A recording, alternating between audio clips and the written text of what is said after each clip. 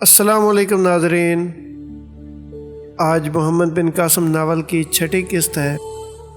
پہلے کی ایک ساتھ کا لنک آپ کو اس ویڈیو کے اوپر انفارمیشن بٹن میں اور اس کے علاوہ ویڈیو ڈسکرپشن میں مل جائے گا۔ اگر آپ چینل پر پہلی دفعہ آئے ہیں تو چینل کو سبسکرائب کر لیجئے اور بیل آئیکن کو ضرور پریس کیجئے تاکہ ہماری نئی ویڈیوز کی اپڈیٹس آپ کو وقت پر ملتی رہیں۔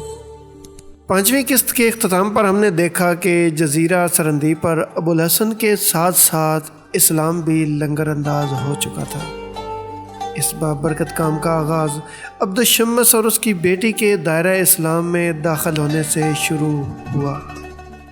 اب یہ لوگ بیٹھے ہوئے ہی تھے کہ آسمان پر بادل چھا گئے اور اچانک موسلا دھار بارش شروع ہو گئی۔ تھوڑی دیر بعد جب بارش تھم گئی تو راجہ کے سپہ سالار دلیپ سنگھ ایک پیغام لے کر آئے۔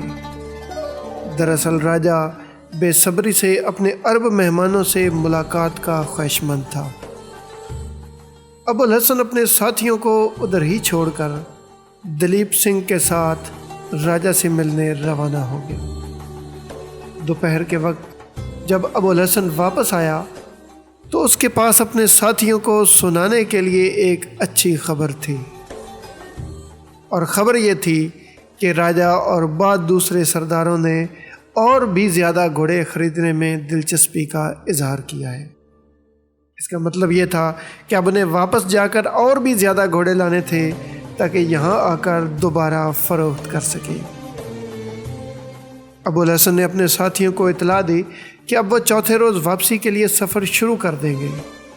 اگرچہ عبداللہ جو کہ ابھی نیا مسلمان ہوا تھا، اس کی شدید خواہش تھی کہ یہ لوگ مزید کچھ عرصہ رک جائیں تاکہ وہ اسلام کی روح پرور تعلیمات اور قرآن کی معجزاتی خوبیوں سے لطف اندوز ہو سکیں، لیکن ابو الحسن نے جلد واپس آنے کا وعدہ کر کے اجازت حاصل کر لی۔ ابو الحسن واپس جا کر مزید سامان تجارت لانا چاہتا تھا، لیکن ان 9 مسلم بھائیوں کا دل بھی نہیں توڑنا چاہتا تھا۔ لہذا اس نے طلحہ سے مشورہ کر کے انہیں یہیں رہنے کی اجازت دے دی تاکہ یہ لوگ اسلام کی تعلیمات سے روشناس ہو سکیں۔ تو آج کی ویڈیو کے لیے اتنا ہی۔ امید کرتا ہوں کہ آپ کو یہ سلسلہ پسند آ رہا ہوگا۔ اگر آپ کو یہ ویڈیو اچھی لگی ہے تو ویڈیو کو لائک کریں۔ اگر چینل کو سبسکرائب نہیں کیا تو چینل کو سبسکرائب کریں۔ ملتے ہیں اگلی ویڈیو میں۔